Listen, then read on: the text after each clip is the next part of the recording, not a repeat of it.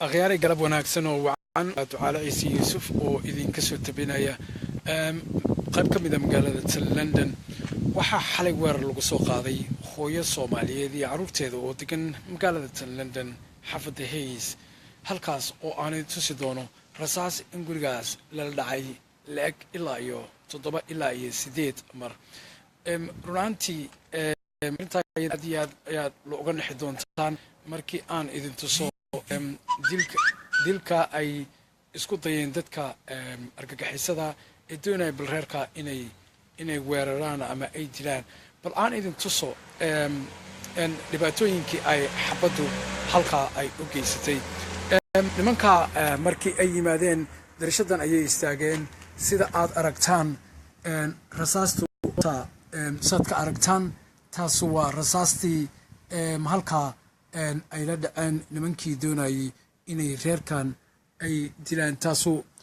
taas waa 1 waa 2 ilaa iyo dhowr iyo 10 xab ayay isku dayeen in ay maaragtay ay reerka la dhacaan. runtii taas waxa ay ku tusaysaa in nimanka doonayay inay reerkan laayaan nasiib wanaag in aanay xabadii bariisku xalay oo dhan halka ayay isugu yimaadeen. muddo ilaa iyo maanta ayay joogeen. xalay 11 bay ahayd markii reerkan lasoo weeraray. nasiib wanaag reerku dusha ayuu hurtay. markii ay soo degeenna waxay maqleen waaqa xabadda. iga raalli ahaada waa laysoo iga raalli ahaada.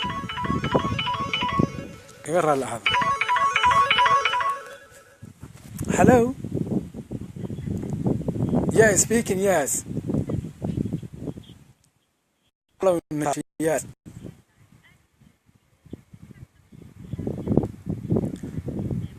Yeah, no, there's no police at the moment at the property. I'm just my own and the lady who are the what's called the tenant.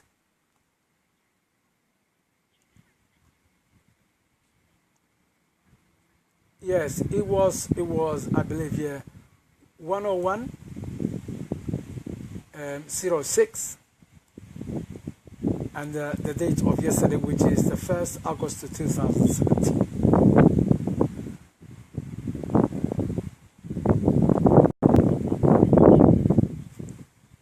Yeah.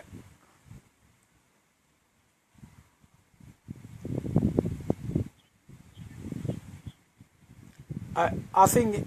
Hayes, I think I don't know, Uxbridge, or I can't I don't know where they come from, but there were 10 police vans came and with 2 armored police vehicles came. So 10 cars of police came last night.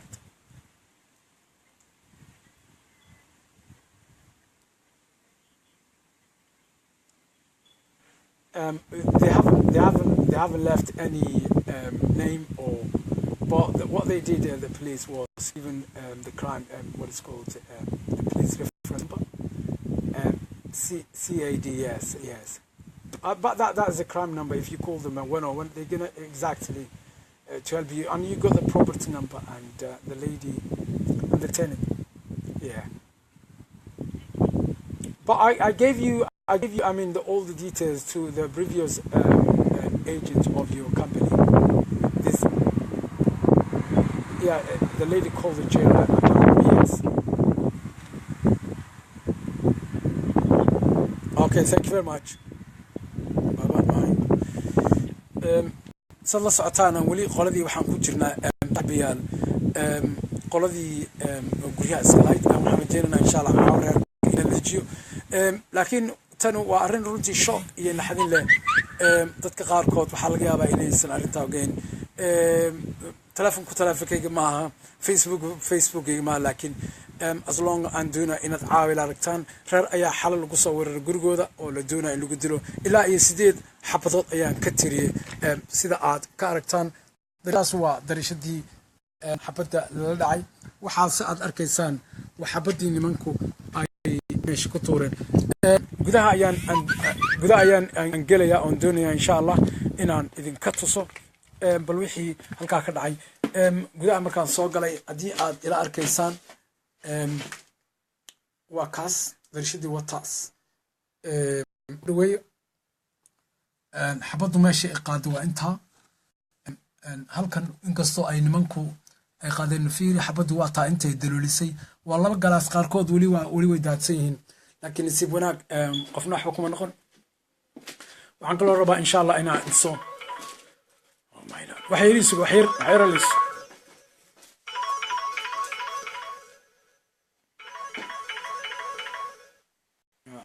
kugu socday casho bahal baan ku jiraa qoladii la jooga weli 5 minutes hello saaxib yaal waxaan tusayaa oo kale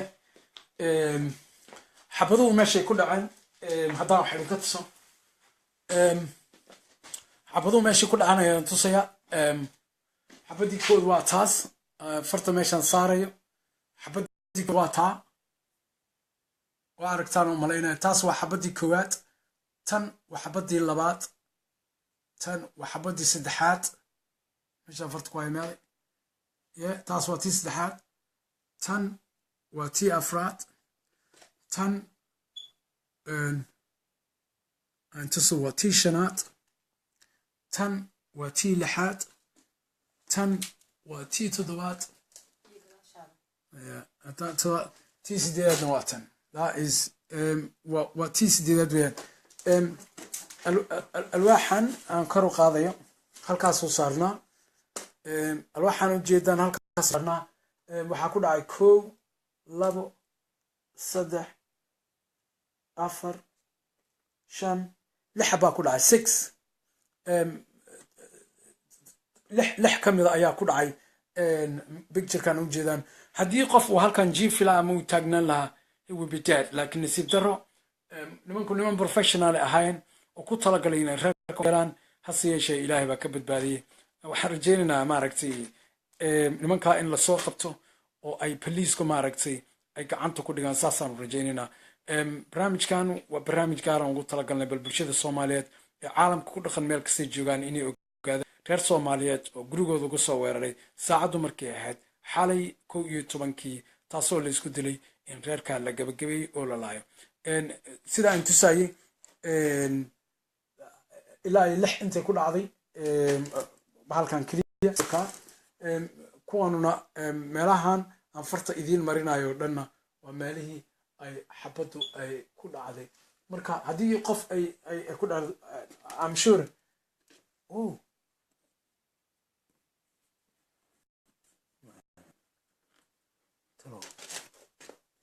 markay soo noqotay bay maaragtay ee daloolis I don't know sida yeah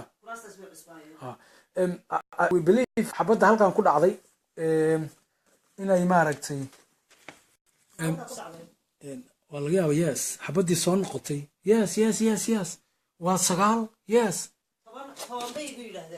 waa runta 10 weeye saaxiibeel saa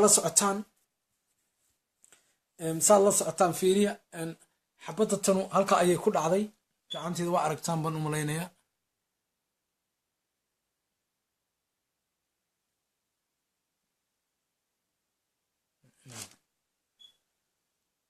yes I think ina arkaysaan halkaas way dalooshaa yes ma idaloon waa runta waa 10 xabo ilaa iyo maaragtay 10 xabo ayaa reerkan lagu dhuftay nasiib wanaag laakiin nasiib wanaag reerkanu ilaahay waxaan ka baryaynaa ilaahay baa ka fujiyey xaafaddu waa xaafadda la yiraahdo Hays waa reer Soomaaliyeed oo ay doonayeen niman inay xabad la dhacaan dadku waxbay intaa qorayaan dadka qaarkood weli way daawanayaan marka saaxiibayaal intaa kaliyaan idiin sheegaynay hadda weli waxaan ka sugaynaa qoladii guryaha inayna soo wacaan oo aan maaragtay inay noo sheegaan maaragtay inaanu ka tagnay inaan weli joogno marka halkaasaanu joognaa waxaan rajaynaynaa nimankii reerkan soo weeraray in lasoo qaban doono haddii ilaahay uu raalli ka noqdo arrintaanan waxay dhacday xalay oo ah in reer Soomaaliyeed lasoo weeraray taasoo ilaa iyo 10 xabo in lagu dhuftay awal 8 baan tirinaynay laakiin 10 bay ku dhan Soomaa 10 weeyaan iyo laba baastolood baastolood ma la helay laba guns way soo helay because waa two different muxuu ahaaye bulletskaas waa different okay sida leegayo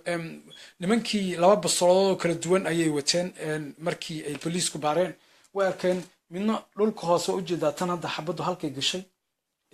oo ay daloolisay runtii way dalooshaa meesha ka baxdayna way weyn tahay runtii wayna soo saartay saad u jeedaan way soo saartay waxaan rajaynaynaa insha allah nimankii tuugtaa in lasoo qabto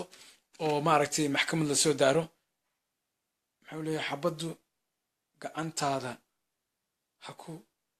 qaban xabad kuma qabanaya saaxib xabadda boliis baa yimid xaloo dhan ilaa maanta ku jireen way dhammaysteen hawshoodii way dhammaysteen annagoo keliya ayaa hadda meesha joogna anaguna waxba maaha qofka inuu joogo marka waddamadan loo soo cararayo dhibaatada ayaa lagu kulmaya reerkaasu haddii qof ka mid a oo halkaas aan taagana nasiib wanaag maamadu 20 minutes ayay ka tagtay oo sariirteeda aaday haddii halkaa fadhida waxaa dhici lahayd inay madaxa ay kaga dhici lahayd ama garabka ay kaga dhici lahayd ama ay gooshe lahayd inankeeduna meeshuu jiifay isna meeshuu ka kacay marka saaxiibayaal waxaa weeye adduunku wakaas meel kastaad joogto ilaa unbaa nabadgelyada ku haya waa dhibaato weyn oo bulshada soomaalida meelo badan ku haysata in dadka guryaha loogu yimaado oo lagu toogto qofkii ugu horreeyeyna ma aha oo guri lagu yimaado oo lagu toogto waddamadan qurbaan maanta joogno dadka qaarkood iyadoo meyd ah laga tagay sida gabar maalin nooga sheekeynayso kale oo niman gaangaa u yimaadeen oo ay maaragtay xabad la dhaceen hase yeeshee iyadoo meyd ahaan ayay uga tageen laakiin reerkaa nasiib wanaag toodii baan soo gelin marka qorbu waa sida marka waxaan rajaynayaa inaan usoo ducaysaan hadda waxaan sugaynaa un nimankii xukumay nimanka xukumo meesha iska leh ayaanu sugaynaa inay maaragtay reer guri siiyaan oo meel kale ay dejiyaan laakiin ilaa iyo maanta dagaal baanu ku jirno on leena bal reerka in guriga laga bedelo insha allah wayna samayn doonaan qoladii guryaha hadda aan sugaynaa oon jawaab ka sugaynaa marka xaaladdu waa sida waa reer soomaaliyeed oo xalay weer lagu soo qaaday saacaddu 11 markay ahayd halkaasoo 10 rasaasa lagu furay darashadooda saa intusay mar labaad halkan waa meelihii aad arkaysaan oo ay xabaduhu ku dhacaan laakiin waxaan rabaa bal inaan dibaddana u yaro baxo aan mar labaad idin tuso gudahan ka tuso insha allah mar labaad haddaan iso darashadu wataa xabaddu ay ka dhex baxday runtii waa ay kala duwan yihiin laba quraardood ayaa ku jira marka ragga kale rag professionala bay ahayn kor uma aysan qaadan wayse soo gaabiyeen fiiri qofka calooshiisa ayay ku beegantay beerkiisa iyo calooshiisa ayay ku beegantay waa niman khatara ayay ahayn bal aan dibaddan usoo baxo dibaddan aan usoo baxo dibaddan ka sawirana waa kaan darashadii wataa insha allah hoolka intuu la egyahay ama ballarku intuu la egyahay waad aragtaa runtii oo wax aad iyo aad looga naxayo xabaddu inta ay la eg tahay daloolkoodu yacni dhowr xabo halkan isku xiga 5-6 xabo oo isku xiga ayaa halkan maaragtay lala dhacay gadaal way xirantoo may aadi kareen marka nasiib wanaag darishadan ayay jaanuseleen tan kale suurtagal uma aysan noqonin tan suurtagal uma aysan noqonin darishadan suurtagal uma aysan noqonin waayo dahas ayaa ku xirnaa saad arkaysaan hoosta hoose dah ayaa ku xirnaa suurtagal uma aysan noqonin inay maaragtay ay darashadaas wax ka toogtaan the only darashad ay markaa jaanus u heleen inay wax ka toogtaan waxay noqdeen tan dhinacana aad u jeedaan oo runtii midda keliya ay jaanus u heleen in ay rasaastaas ay la dhacaan runtiina waa wax laga naxo ma aha marka ugu horeysa oo reer weerar lagu soo qaado in badan ayaad waddamadan qurba aad maqlaysa especially America iyo Canada waxaa naloo sheegayay waddan Canada in ka badan 190 dhalinyaro ama 185 dhalinyaro in lagu toogtay sanooyinkii lasoo dhaafo oo isku xabaale intooda badan ay ku aasayeen waddankan Ingiriiska in badan ayaa lagu dilay sanadkan oo kaliya in ka badan 5 dhalinyaro ayaa lagu dilay marka saaxiibayaal dilka dadka Soomaaliyeed ku socda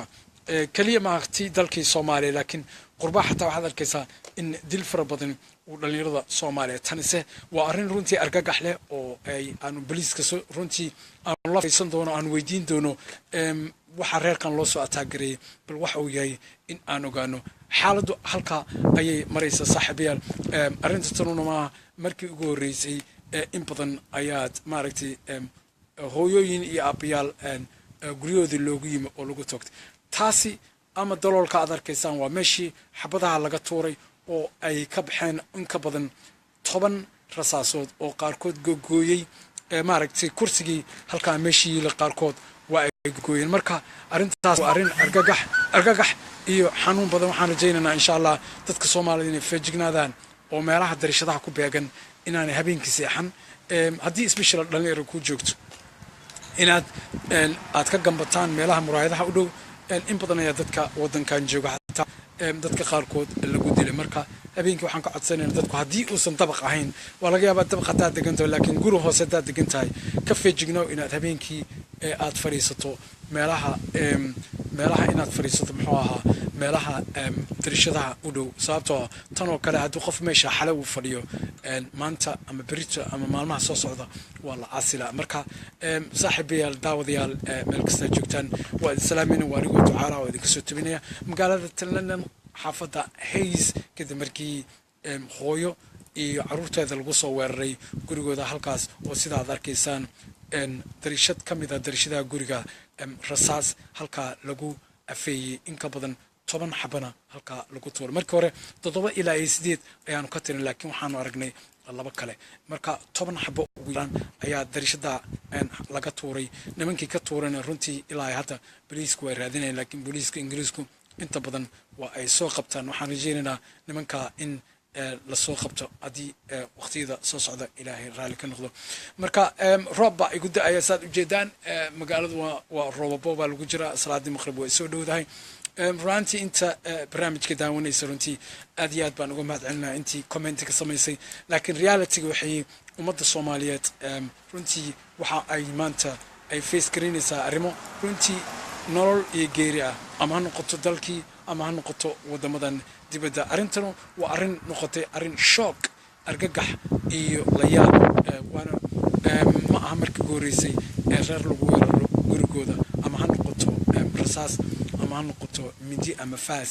marka ilaahay waxaan ka baryaynaa reerkaana ilaahay inuu badbaadiyo waana dib dambe rabshadaan u arag